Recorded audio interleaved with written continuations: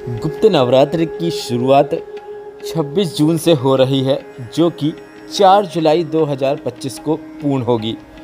गुप्त नवरात्र के इन 9 दिनों में आप गुरुजी पंडित प्रदीप मिश्रा जी के कौन कौन से उपाय कर सकते हैं, उन्हीं की जानकारी सरल भाषा में आपको इस वीडियो में दी जाएगी।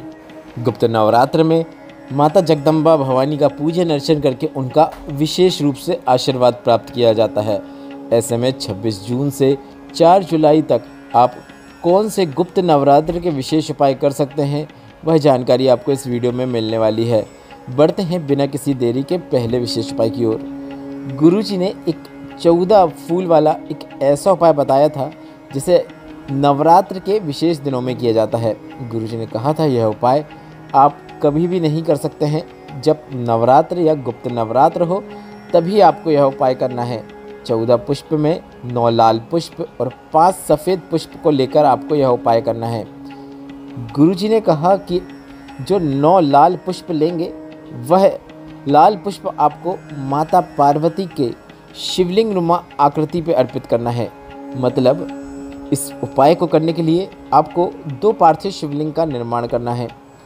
अगर आप 2 पार्थिव शिवलिंग का निर्माण नहीं कर सकते हैं तो 2 गोल लिंग नुमा आकृति बना लें, मतलब 2 गोल गोल आकृति भी बना सकते हैं।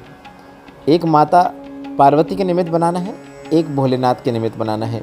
माता पार्वती के निमित्त जो बनाएंगे उसमें आपको 9 लाल पुष्प अर्पित करना है। भोलेनाथ के निमित्त जो बनाएंगे उसमें आपको 5 सफ़ेद पुष्प अर्पित करना है।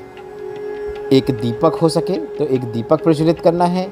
यह सभी पुष्प अर्पित करना है और अन्य सामग्री भी अगर आप अर्पित करना चाहें तो वह भी कर सकते हैं।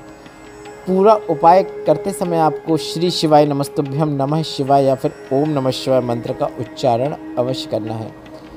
जब सभी सामग्री अर्पित हो जाए, पूरा पूजन अर्चन हो जाए, दीपक ठंडा हो जाए, इसके बाद सभी सामग्री को आपको किसी नदी या तालाब में जाकर विसर्जित कर देना है।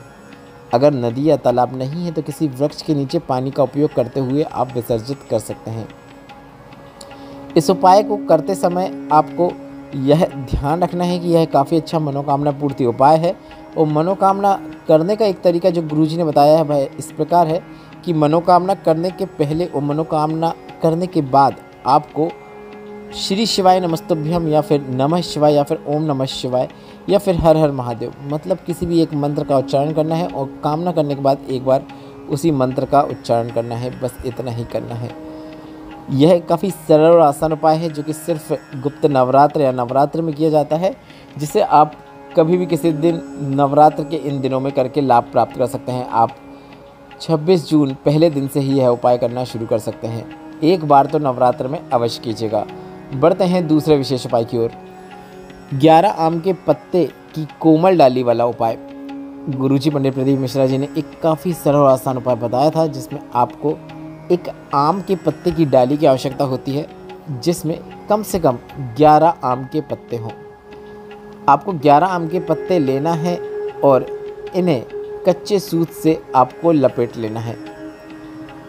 11 आम के पत्तों को कच्चे सूत से लपेटें। लाल कलर का सूत हो तो काफ़ी अच्छी बात है। आम के पत्तों की डंडी में आपको शहद लगा लेना है। आम के जो पत्ते होंगे उनकी जो नीचे डंडियाँ रहती हैं, सभी डंडियों में आपको शहद लगा लेना है। इसके बाद अपनी जो भी कामना है वह कामना करते हुए आपको माता अशोक सुंदरी के स्थान पर इन आम के पत्तों को, जिनमें आपने सूत लपेटा हुआ है, जिसमें आपने डंडियों में शहद लगाया हुआ है, उसे अर्पित कर देना है। अर्पित आपको शिवलिंग में माता अशोक सुंदरी के स्थान पर करना है।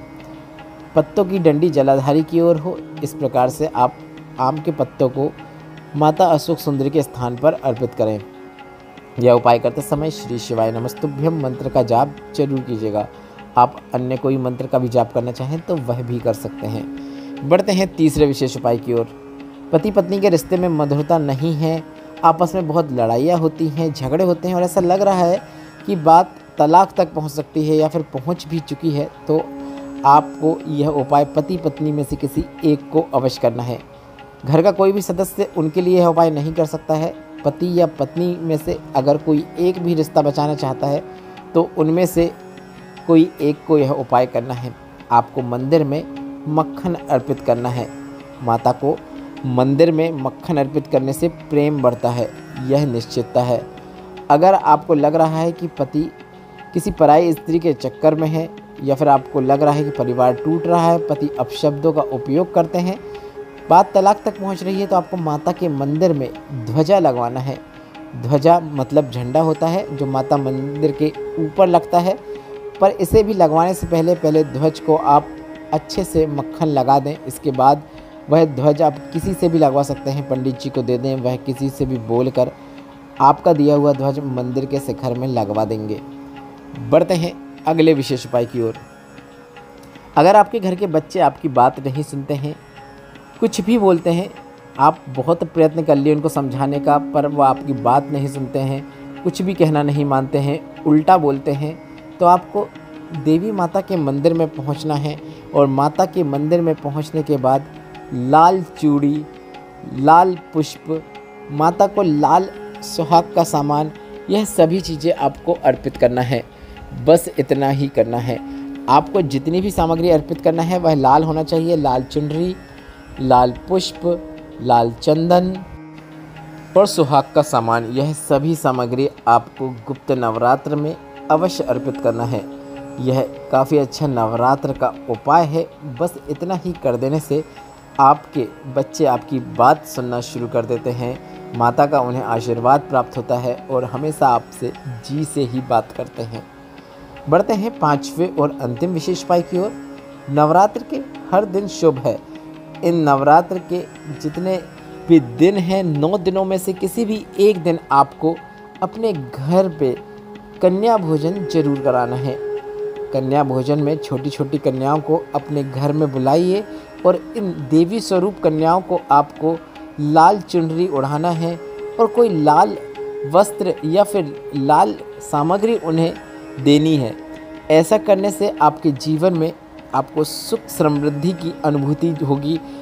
जितने भी घर में दिक्कतें चल रही हैं, माता की कृपा से वह सब दूर हो जाती हैं और घर में उन्नति भी देखने को मिलती है। अब यह कौन से दिन कराना चाहिए, तो कुछ विशेष दिन होते हैं, जैसे आप प्रथम दिन भी करा सकते हैं, अष्टमी के दिन करा सकते हैं, नवमी के दिन करा सकते हैं। वैसे तो कोई भी दिन करा सकते हैं और किसी भी समय करा सकते हैं, क्योंकि कन्या माता का स्वरूप होती हैं और आपको उनको गुप्त नवरात्र या फिर चैत्र नवरात्र या फिर शारदीय नवरात्र, किसी भी नवरात्र में आपको कन्या भोजन अपने घर में जरूर कराना है। घर में पॉजिटिविटी बढ़ती है, नेगेटिविटी घर से दूर होती है, दरिद्रता घर से दूर होती है, घर में माता लक्ष्मी की भी कृपा आपको प्राप्त होती है। वीडियो में बताई गई जानकारी से संबंधित कोई भी प्रश्न है तो आप कमेंट बॉक्स में ये जरूर पूछिएगा। वीडियो उपयोगी लगा है तो वीडियो को लाइक करके कमेंट बॉक्स में श्री शिवाय नमस्तुभ्यम या फिर हर हर महादेव जरूर टाइप कीजिएगा।